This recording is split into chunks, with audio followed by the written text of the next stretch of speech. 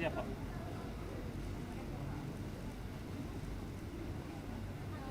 Dok, langsung dapat Menkes nih kayaknya nih. Terima kasih. Gimana dok? Bahas apa dok dengan presiden?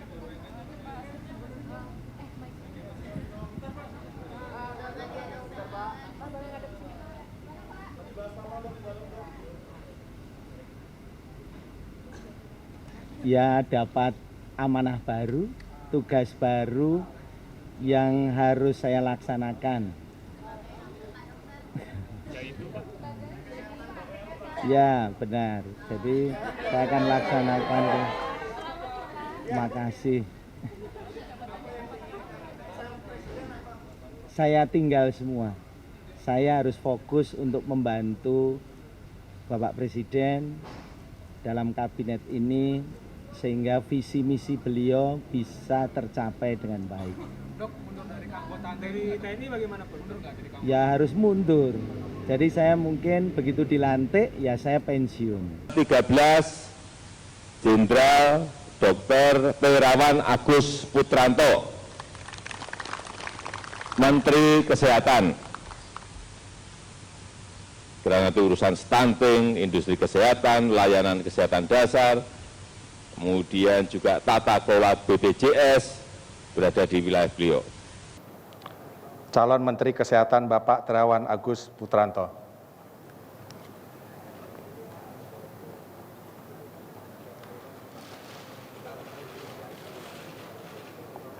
Calon Menteri Sosial Bapak Yuliari P. Batubara.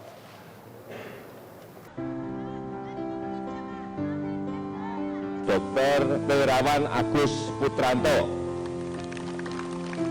Menteri Kesehatan. Letnan Jenderal Purnawirawan Dr.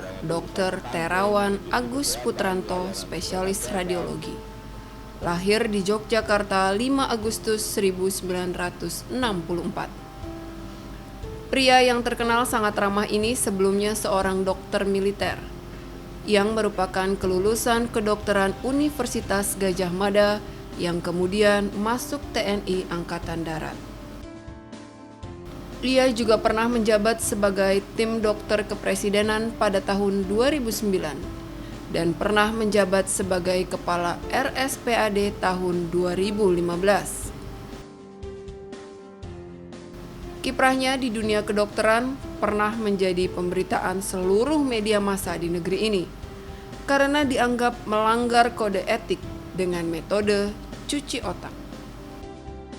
Hal ini yang membuat Ketua Dewan Pembina Partai Golkar, Abu Rizal Bakri, menyerukan upaya penyelamatan Dr. Terawan di akun Instagramnya.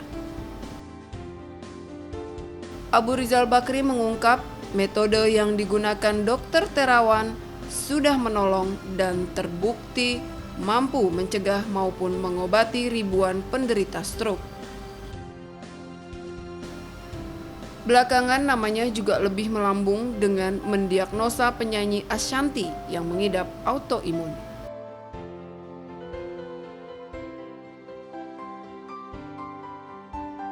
Ada 4 perintah khusus untuk Kementerian Kesehatan. 1 stunting, 2 BPJS, 3 menurunkan harga obat, 4 penggunaan alat-alat kesehatan dalam negeri. 4 itu tidak ada lagi, jadi leading sektor 4 hal itu. Komisi 9 DPR RI menggelar rapat dengar pendapat atau RDP dengan Kementerian Kesehatan, BP POM, BKKBN, DJSN, dan BPJS Kesehatan beberapa waktu lalu. Rapat ini merupakan kali pertama bagi Letjen TNI Purnawirawan Dr. Terawan Agus Putranto pasca dilantik sebagai Menteri Kesehatan. Rapat dipimpin oleh Ketua Komisi 9 DPR RI, Feli Estelita Runtunewe, didampingi Wakil Ketua Komisi 9, Ansori Siregar, Sri Rahayu, Meldiakes Lakalena, dan Nihiatul Wafiroh. Pada kesempatan ini, Dr. Terawan memaparkan terkait visi misi Presiden Jokowi di bidang kesehatan. Dr. Terawan menjelaskan, Presiden Jokowi memiliki 3 fokus di bidang kesehatan selama 5 tahun mendatang, yaitu penanganan stunting, jaminan kesehatan nasional, dan tingginya harga obat dan penggunaan alat kesehatan produksi nasional yang belum terpakai secara maksimal. Rapat perdana dengan mitra kerjanya dalam hal ini Komisi 9 DPR RI mengaku grogi dan harus menata perasaan sehingga sinkron apa yang akan dibahas dengan komisi yang membidangi kesehatan. Grogi namanya pertama, kayak masih bulan madu, jadi saya ya masih agak grogi, masih gimana perasaan gitu aja. Saya harus nata perasaan dulu supaya cocok match dengan yang terhormat dari anggota DPR semua supaya sinkron. Ya memang perlu penyesuaian, namanya pertama kali. Meski sempat dicecar sejumlah pertanyaan, Dr. Terawan mengaku pertanyaan tersebut dianggap sebagai masukan yang baik karena akan memperkuat hubungan antar pihak legislatif dengan eksekutif. Visi dan misinya di Kementerian Kesehatan dituntut harus sejalan dengan visi misi Presiden Jokowi dan sejumlah masalah di balik BPJS juga menjadi catatan utama untuknya. Dan berikut kita simak interview spesial bersama Menteri Kesehatan Republik Indonesia. Ya, pemirsa, apa kabar Anda? Tokoh kita hadir kembali bersama saya Adam Lubis, dan pemirsa di Tokoh kita kali ini saya akan mengajak Anda untuk mengenal lebih dekat dengan sosok yang cukup kontroversial, namanya melambung, dengan sebutan dokter cuci otak. Ya, beliau adalah Menteri Kesehatan Republik Indonesia saat ini. Saya sudah bersama dengan Dr. Terawan Agus Putranto. Selamat.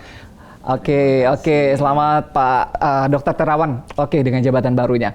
Dokter, ini tadi saya kenalkan begitu ya, terkait dengan nama Dr. Terawan ini melambung dan terkenal dengan sebagai dokter cuci otak begitu ya. Sebelum masuk ke visi apa sih begitu ya, Kementerian Kesehatan di bawah pimpinan Dr. Terawan. Saya pengen tahu, ini namanya melambung sebagai dokter cuci otak begitu. Dr. Terawan bisa dijelaskan nggak fakta-fakta dan kemudian juga mungkin cara kerjanya dengan metode cuci otak atau DSA ini gimana, dokter?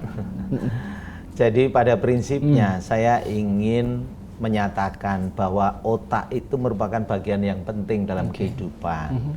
Kita bisa berpikir, kita bisa bertindak, bisa berbuat, bisa punya perasaan yang baik maupun perasaan yang kurang baik, semuanya ada di otak kita. Karena itu sudah selayaknya kita harus melakukan check up pada otak kita. Karena itulah saya waktu itu berpandangan untuk melakukan teknik-teknik pengecekan otak yang paling akurat itu dengan apa. Ya, saya kembangkan teknik-tekniknya yang menggabungkan berbagai disiplin ilmu supaya ketahuan dan bisa juga dicegah apa yang bisa membuat orang jadi tidak berdaya karena masalah di otaknya, baik tidak berdaya secara jasmani maupun tidak berdaya secara rohani, karena sumbernya itu ada di otak. Karena itu unsur pencegahan itu menjadi domain saya. Ya, kebetulan yang digemborkan cuci otaknya, tetapi pada hakikatnya prinsipnya adalah prinsip pencegahan yang saya lakukan.